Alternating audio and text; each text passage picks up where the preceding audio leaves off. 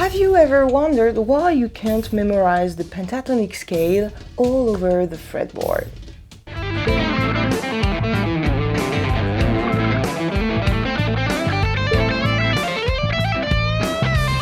In over 10 years of teaching, I've noticed 3 major mistakes that almost all guitar players make, which ruin their learning process. And today I'm going to show you what I've taught to over 450 students to help them fix these mistakes once and for all. And at the end of the video, I'm going to show you a 30-day program. If you want to access the tabs and resources from my videos, it's completely free. Just click the link in the description. But before that, let's go back a few years. During my first 3 to 4 years of guitar playing, when I improvised, I would just do one thing. Play the first pentatonic shape over and over in every possible way. I have to admit, it was cool, but after a few months I started getting really bored. So I did what any guitar player in my place would have done. Learn the 5 pentatonic shapes one after the other. Big mistake. And if you're still watching this video, you probably know exactly what I'm talking about. You already know the conclusion. It didn't work. The problem wasn't that I was completely dumb and incapable of memorizing 5 simple shapes, but the issue was that whenever I tried improvising outside the first shape, it sounded terrible. So naturally, over time, I played the new shapes less and less, and after a whole year of avoiding them, I had completely forgotten them. The first mistake I made, and that 99% of my students also make, is starting over from scratch every time. Let me explain, and for that, let's take the example of cats. Yes, those cats. Cats are known for being able to travel long distances without getting lost. How do they do that, you might say? Well, they start from a familiar point, their home, and they explore their surroundings, but progressively.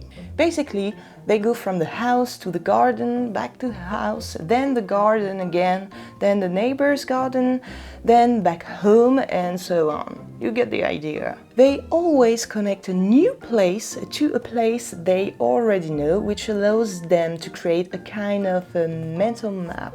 At least that's my theory. I am not an expert of cats. Now let's do an experiment. Pick up the cat and gently place it in a completely unfamiliar neighborhood. It will be completely lost. Why? Because it has no familiar reference point to connect to this new area. Makes sense, right? Now do the same thing with the pentatonic scale. When you're on shape 1, then shape 2, then shape 3, and so on, you're jumping from one neighborhood to another without understanding how they're connected. So, of course, you feel completely lost too. To fix this problem once and for all, the solution is to learn how to connect the shapes, to understand how they relate to each other.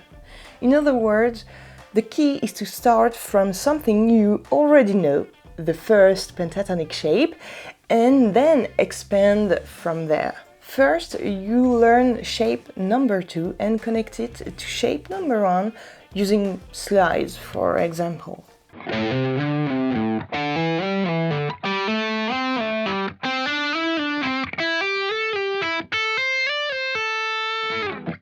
Once you've done that, you can move to the shape number 3. Actually, no, you don't. It sounds counterintuitive, but you should jump to shape number 5 instead, because at first it will always feel more comfortable to start from your main reference point, shape 1. And in just a few days, your understanding of the pentatonic scale will go from this to this.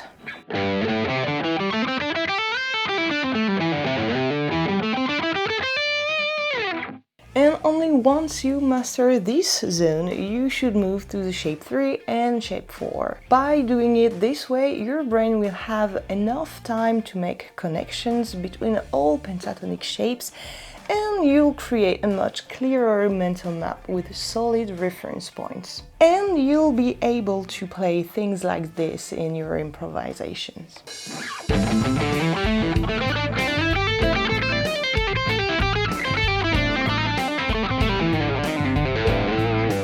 Or almost. Actually, you're still missing a few key things. Mistake number 2, connecting useful with useful.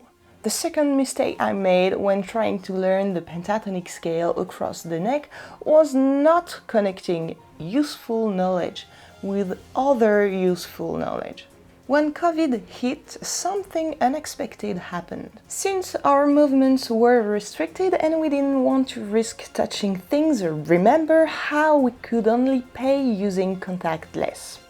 Well, after that period, a huge number of people completely forgot their credit card PIN codes, which makes sense.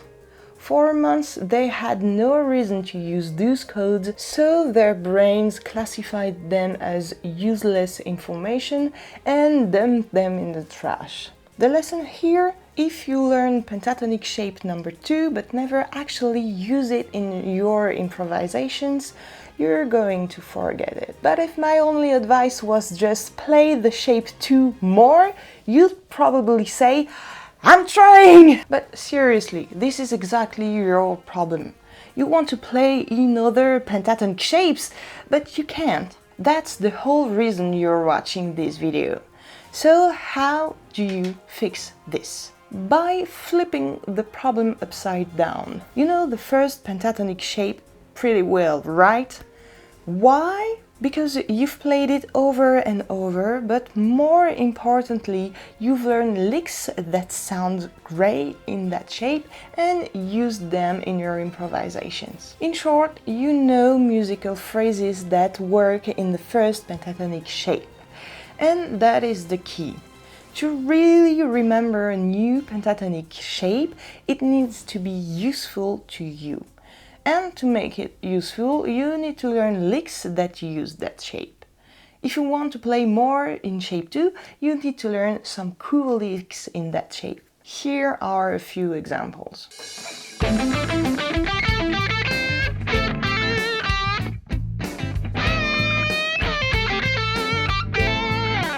By the way, if you want access to the tabs for these licks and resources from my videos, it's completely free. Just click the link in the description, enter your email, and you'll get access to the full YouTube bonus folder.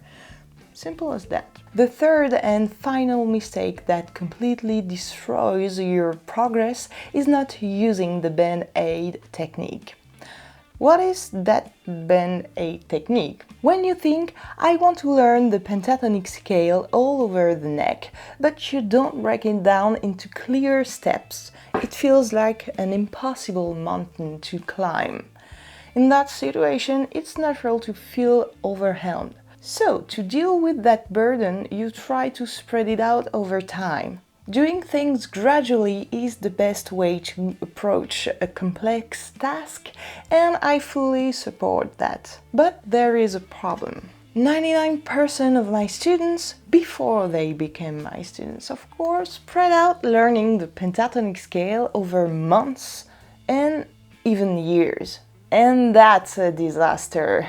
Because it makes you feel like you're making no progress at all. And actually, it's not just a feeling. If it takes you more than 3 months to learn 5 pentatonic shapes, you're literally stagnating. Like old murky water housing a family of alligators. On a more serious note, it's totally normal that this situation makes you feel like an absolute beginner, like you're just not cut out for this. It drags on and you keep asking yourself, why can't I do it when so many other guitarists can?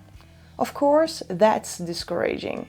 Of course, that kills your motivation. And over time, you end up believing something that's completely false. This just isn't for me.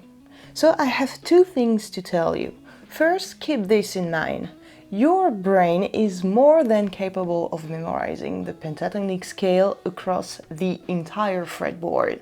You are more than capable of learning the pentatonic scale across the fretboard. The real issue isn't you, it's the method you've been using. Obviously, if you don't apply the principles I'm sharing in this video, it's going to be really tough to master the pentatonic everywhere. But if you follow the right steps, do the right exercises at the right time, it works. Learning the pentatonic scale all over the neck is kind of like ripping off a well-stuck band-aid. It stings a bit, sure, but it's way easier if you do it quickly. That's why I recommend setting yourself a 30-day goal. 30 days is exactly what you need to learn the 5 pentatonic shapes, memorize them, and start actually using them in your improvisations. Now, if it takes you a bit longer, like 45 days, don't stress about it. We all have different schedules. A few days won't make a difference. But if you take 6 months or more, you're probably going to get discouraged and give up halfway through. This is the method I teach my students, and it's what helped them finally unlock the pentatonic scale across the entire neck. So here is the 30-day program I recommend. Every week you need to do 3 things. 1. Learn new shapes. 2. Link them to a shape you already know. 3. Learn cool licks on them. And bonus, improvise over them. So week number 1, you'll focus on shape 1 and shape 2. Week number 2, shape 5 and review the previous week. On week 3, shape number 4 and shape number 3. Week 4, review everything and focus on creating your own licks. Well, good luck with that, and don't forget you can grab the free licks tab by clicking the link in the description.